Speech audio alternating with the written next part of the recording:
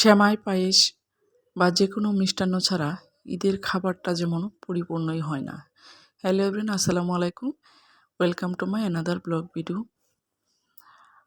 যেহেতু ঈদ স্পেশাল একটা blog video, তো আপনারা যে যেখানে আছেন, কেমন আছেন? আশা করি সকলে সুস্থ, সুন্দর এবং মঙ্গলমতো আছেন।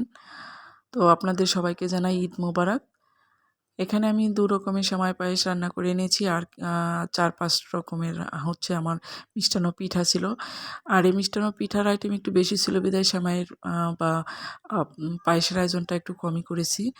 আর এখানে গরুর কলিজা গুড় দেয় সেগুলো ভুনা করে নিয়েছি। আর হচ্ছে এই গরুর মাংস, এটাও আমি গরুর মাংসের রেজালা তৈরি করব। তো আমি সবসময় কষিয়েও রান্না করি, আবার হচ্ছে ম্যারিনেট করেও রান্না করি। তো আজকের রান্নাটা আমি ম্যারিনেট করে করব। সেজন্য এখানে আমি রেগুলার মাংস রান্না করার জন্য যা যা লাগে, রসুন পেস্ট, আদা পেস্ট, শুকনো মরিচের গুঁড়ো, হলুদ গুঁড়ো, ধনিয়া গুঁড়ো, জিরা গুঁড়ো, এরপর হচ্ছে গরম মশলা, এখানে আমি বড় এলাচ ব্যবহার করেছিলাম। এরপর হচ্ছে সব কিছু দিয়ে আমি এগুলো এখন হাতে মেখে প্রায় ১ ঘন্টার মতো ম্যারিনেট করে রাখবো। সব মশলা দিয়েই এখানে আমি ম্যারিনেট করে রাখার জন্য মাখিয়ে নিচ্ছি। তো মাংসর মধ্যে একটু আজকে চর্বির পরিমাণ বেশি ছিল বিধায় আমি রেগুলার যে তেল, সেই তেলটা একটু কম ব্যবহার করেছি। আর সারা মাস রোজা রাখার কারণে তৈলাক্ত জিনিসটা একটু কম খাওয়াই ভালো। তো আমি কিন্তু তেলের পরিমাণটা একেবারেই কম দিয়েছি। কম তেলে রান্না করে খাওয়াটাই আসলে স্বাস্থ্যসম্মত খাবার।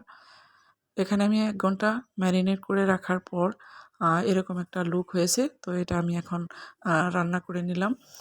পুরো রান্নাটা দেখাতে গেলে আসলে ব্লগ ভিডিও তো অনেক বড় হয়ে যাবে। সেজন্য আমি স্কিপ করে আ ছোট, ছোট অংশ আপনাদের সাথে শেয়ার করে নিচ্ছি। আর এদিকে আমি মুরগির মাংসের রোস্ট তৈরি করব। সেজন্য এখানে হচ্ছে কক মুরগি নিয়ে নিয়েছি।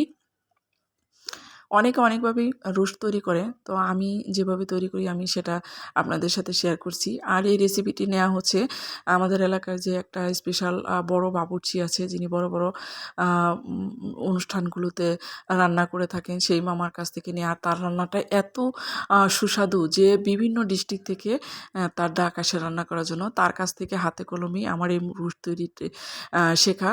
তো আমি এখানে কোনো রকম ম্যারিনেট করে রাখিনি মুরগির মাংস। সরাসরি মাংসটা কেটে ধুয়ে পরিষ্কার করে তেল গরম করে তেলের মধ্যে অল্প পরিমাণ করে হচ্ছে লবণ দিয়ে প্রত্যেকবার যতগুলো ভাজতে হবে আ প্রত্যেকবার অল্প পরিমাণ লবণ দিয়ে এগুলো আমি সরাসরি ভেজে নিচ্ছি ব্রাউন কালার করে। অনেকেই ম্যারিনেট করে রান্না করে, কিন্তু আমি দেখেছি, আমি ম্যারিনেট করেও রান্না করে দেখেছি। কিন্তু দেখেছি যে এইভাবে মুরগির রোস্ট তৈরি করলে সবচাইতে বেশি সুস্বাদু হয় এবং পারফেক্ট হয়। তো দেখেন এই যে ব্রাউন কালারটা কত সুন্দর হয়েছে। এখানে যদি আপনি অন্য কোনো অ্যাক্সেসরিজ ব্যবহার করতেন, কালারটা কিন্তু এত সুন্দর আসতো না। আর এখানে যে মুরগির রোস্ট তৈরি করার জন্য এখানে আমি গরম মশলা, পেঁয়াজ কুচি, রসুন পেস্ট, আদা পেস্ট দিয়েছি। আর রোস্টের জন্য যে স্পেশাল কিছু মশলা লাগে সেগুলো হচ্ছে পোস্ত বাটা, চিনাবাদাম বাটা, কাজু বাদাম বাটা, কিশমিশ বাটা, টক দই, নারকেলের দুধ, আর হচ্ছে আরও অনেক কিছু লাগে, যেমন টমেটো সস লাগে। আর একটা টিপস, সেটা হচ্ছে মুরগির রোস্টে কখনোই আপনারা সয়া সস ব্যবহার করবেন না, তাহলে মুরগির রোস্টের স্বাদ নষ্ট হয়ে যাবে। আর এখানে আমি কয়েকটা কাঁচা মরিচ, টক দই, এরপর হচ্ছে পেঁয়াজ পেস্ট করে নিয়েছি ব্লেন্ডারে। তো সেগুলো আমি দিয়ে দিচ্ছি, অল্প পরিমাণ লবণ দিয়ে দিচ্ছি। দেখুন আমার গ্রেভির কালারটা কত সুন্দর হয়ে এসেছে। এখন আমি রোস্টগুলো দিয়ে দিব এখানে, যেগুলো আমি ভেজে রেখেছিলাম। দিয়ে এখানে আমি অল্প আছে এটা রান্না করে নেব। আর এই হচ্ছে আমার বয়ফ্রেন্ড, দেখতে পাচ্ছেন সে ভাজা মুরগি খাচ্ছে।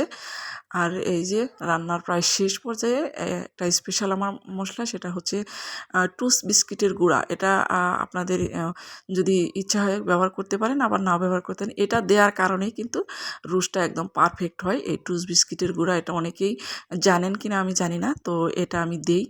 আর এই যে দেখতে পাচ্ছেন আমার ময়না পাখি, কথায় আছে না, টাকা দেখলে নাকি কাঠের পুতুলও হা করে।